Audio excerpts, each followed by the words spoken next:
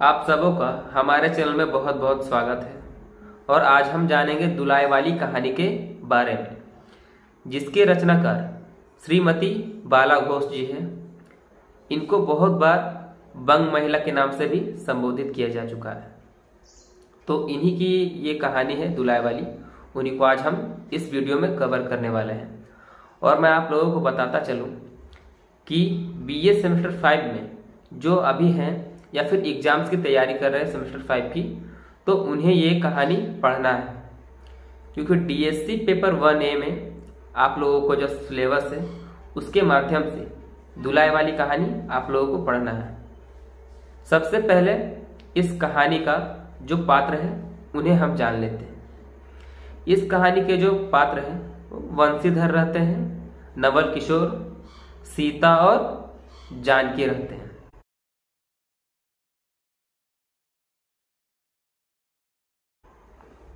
नवल किशोर और वंशीधर में बहुत ही गहरी मित्रता होती है। और वंशीधर का पत्नी है जानकी, और जानकी की एक छोटी बहन है जिसका नाम सीता रहता है, यानी वंशीधर की साली सीता है।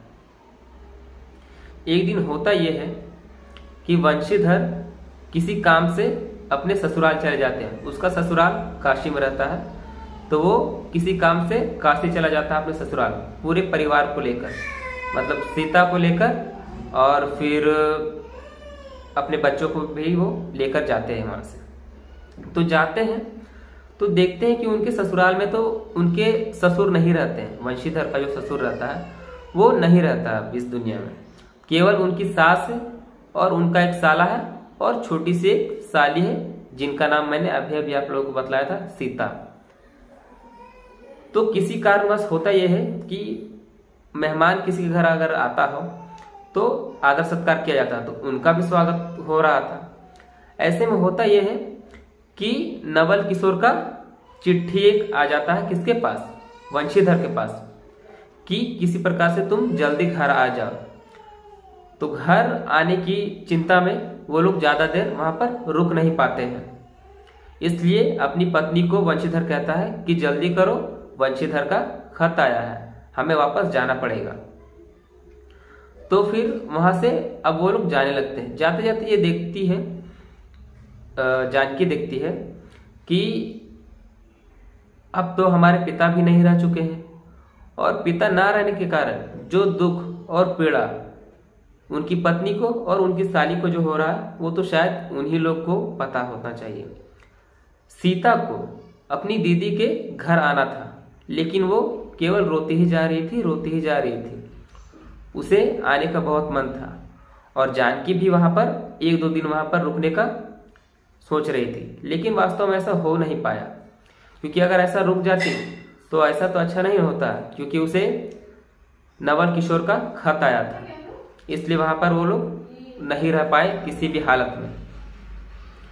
तो जाते हैं, तो स्टेशन जाने के लिए वहां से एक ऑटो पकड़ते हैं।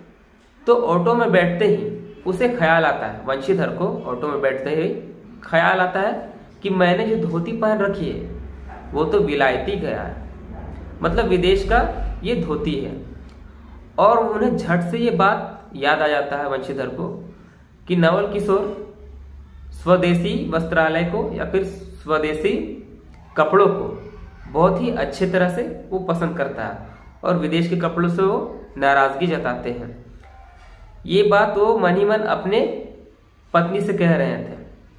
पत्नी उसका जवाब देते हुए कहती है कि धोती धोती में फर्क तुम्हें क्या लगता है, वास्तव में कोई भी धोती हो, या फिर विलायत का हो या फिर स्वदेशी का हो, लेकिन होता तो यह है कि दोनों धोती को पहना ही जाता है। अब वंशीधर कहते हैं अपनी पत्नी से कि तुम्हें नहीं पता है कि नवल किशोर कितना कट्टर स्वदेशी एक आदमी है। इसी तरह का बात करते करते वो अब पहुंच जाते हैं टिकट घर, स्टेशन पर उतर जाते हैं। टिकट कटाकर उन्होंने टिकट मास्टर से पूछा कि जो हमारी ट्रेन है इलाहाबाद जाने वाली वो कितने बजे आएगी और किस प्लेटफॉर्म में आएगी। मतलब कुछ प्रकार की जानकारियों को वो इकट्ठा कर लेते हैं और यही देखते देखते वहां से ट्रेन आ जाती है और खड़ी हो जाती है उसके सामने। वो बैठ जाते हैं, उनकी पत्नी और वंशीधर बैठ जाते हैं। लेकिन वंशीधर को अभी चिंता इस बात सता रही थी कि नवल किशोर का तो चिट्ठी आया था कि हम स्टेशन पर साथ मिलने वाले हैं, वो मिल क्यों नहीं रहे हैं। वो सोचे कि शायद कोई मजाक ही कर रहे होंगे। इतने में वो बैठ जाते हैं, ट्रेन खुल जाती है। अब ट्रेन में बैठे हुए हैं तो वहां पर वंशीधर की पत्नी जानकी उन्हें मजाक उड़ाती है अपने पति का कि तुम्हारे दोस्त कहाँ रह गए हैं। अगर उन्हें हमारे साथ जाने की इच्छा न थी तो वो खत क्यों लिखे थे। इन सब बातों से वो थोड़ी बहुत चिढ़ा रहे थे अपनी पति को। कि होता यह है कि उस ट्रेन के जो डिब्बे में वो बैठे होते हैं वहां पर औरतों की बहुत झुंड होती है। बहुत सारी बूढ़ी औरत भी थी और कुछ मतलब औरतों की एक झुंड रहती है बहुत बड़ी। उन्हीं औरतों में एक औरत ऐसी थी जो निरंतर रोता ही जा रही थी। लगातार वो बिना रुके रोता जा रही थी। सबके मन में एक प्रश्न सा उठ गया कि ये औरत जो है वो क्यों रो रही है। तो वंशीधर को ये बात पता चला कि आसपास जो उनकी औरतें बैठी हुई है उनसे यह बात पता चलती है कि इन्हें भी इलाहाबाद जानी है और ना जाने इनके पति कहाँ बिना टिकट के इसे छोड़ आए हैं। वंशीधर इन सब बातों को सुनकर बहुत ही विचलित हो जाते हैं कि इसका पति कैसा है जो इन्हें एक टिकट तक भी ना दिया हो और इन्हें बीच राह पर छोड़कर चला जा रहा है। अब जैसी ट्रेन दूसरे स्टेशन पर रुकती है उसी तरह वो औरत भी देखने लगती है स्टेशन के बाहर जाकर कि कहीं हमारे पति आए तो नहीं।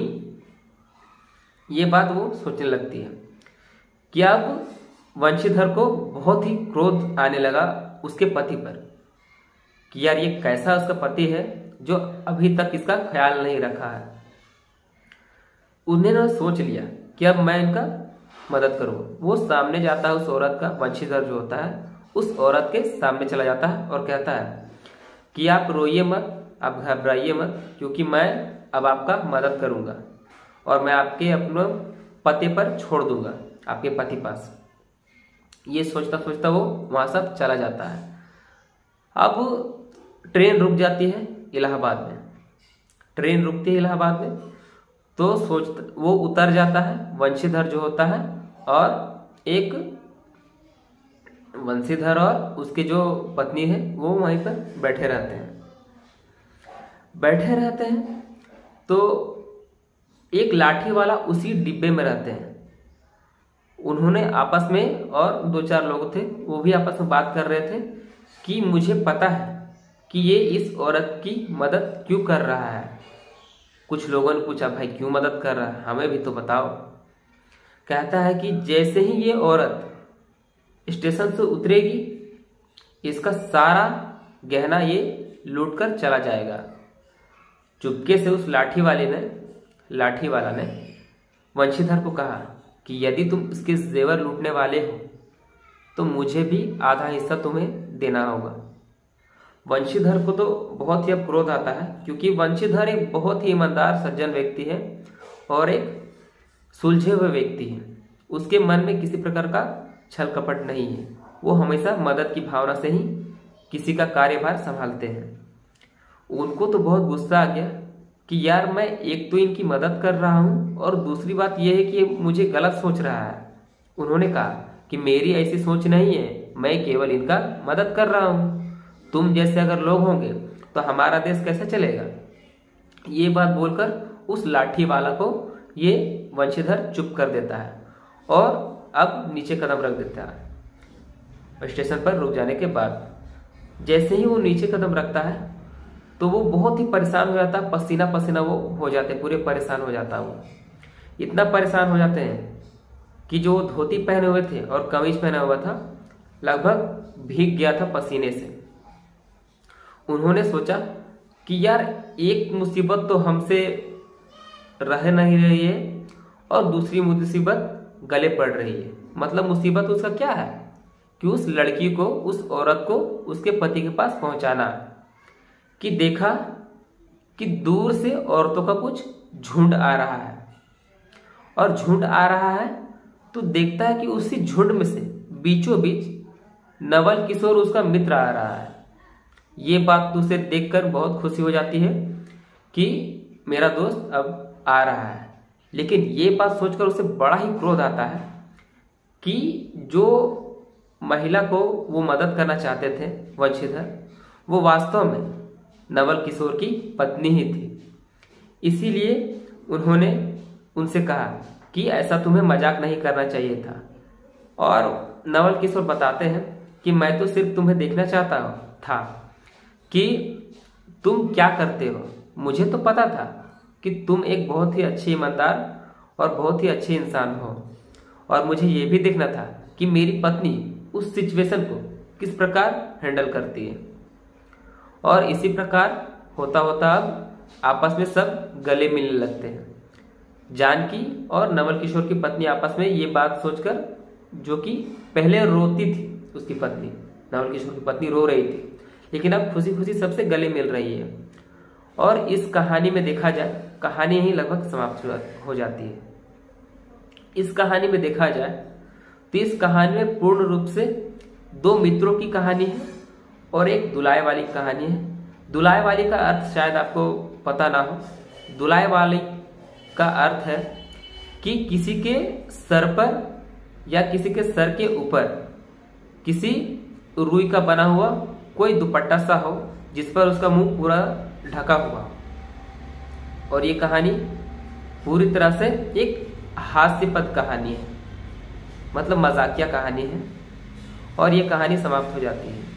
आप लोगों को ये कहानी कैसा लगा प्लीज़ कमेंट बॉक्स में ज़रूर बताएं। और इसी प्रकार की हिंदी की मज़ेदार कहानियाँ और आपके सेमेस्टर से जुड़े हुए बहुत सारी कहानियाँ मैं इस चैनल पर बतलाता रहता हूँ। तो हमारे चैनल को भी सब्सक्राइब करें।